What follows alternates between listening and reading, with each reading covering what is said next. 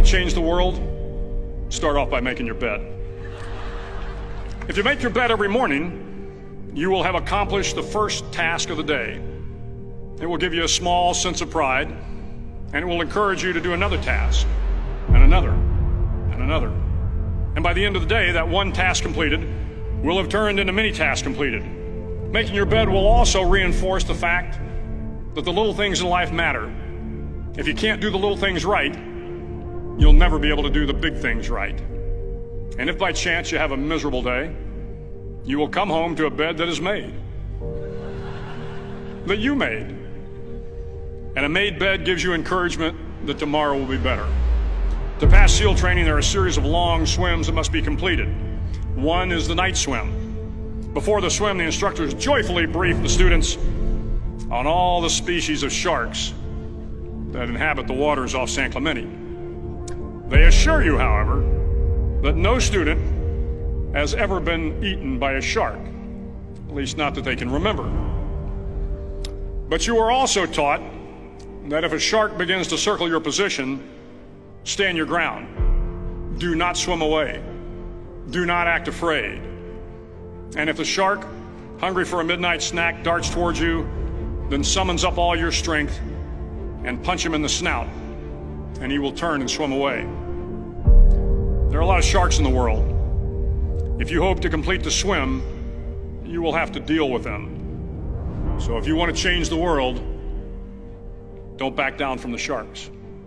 Over a few weeks of difficult training, my SEAL class, which started with 150 men, was down to just 42. There were now 6 boat crews of 7 men each. I was in the boat with the tall guys, but the best boat crew we had was made up of the little guys, the Munchkin crew, we called them. No one was over 5'5". The Munchkin boat crew had 1 American Indian, 1 African American, 1 Polish American, 1 Greek American, 1 Italian American, and 2 tough kids from the Midwest. They out-paddled, outran, and outswam all the other boat crews. The big men in the other boat crews would always make good-natured fun of the tiny little flippers the Munchkins put on their tiny little feet prior to every swim. But somehow these little guys from every corner of the nation and the world always had the last laugh, swimming faster than everyone and reaching the shore long before the rest of us. SEAL training was a great equalizer. Nothing mattered but your will to succeed, not your color, not your ethnic background, not your education, not your social status.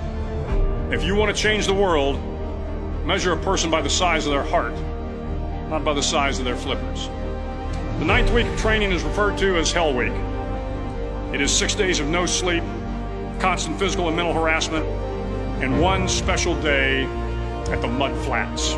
The Mud Flats are an area between San Diego and Tijuana where the water runs off and creates the Tijuana Sloughs, a swampy patch of terrain where the mud will engulf you. It is on Wednesday of Hell Week that you paddle down to the Mud Flats and spend the next 15 hours trying to survive this freezing cold, the howling wind, and the incessant pressure to quit from the instructors.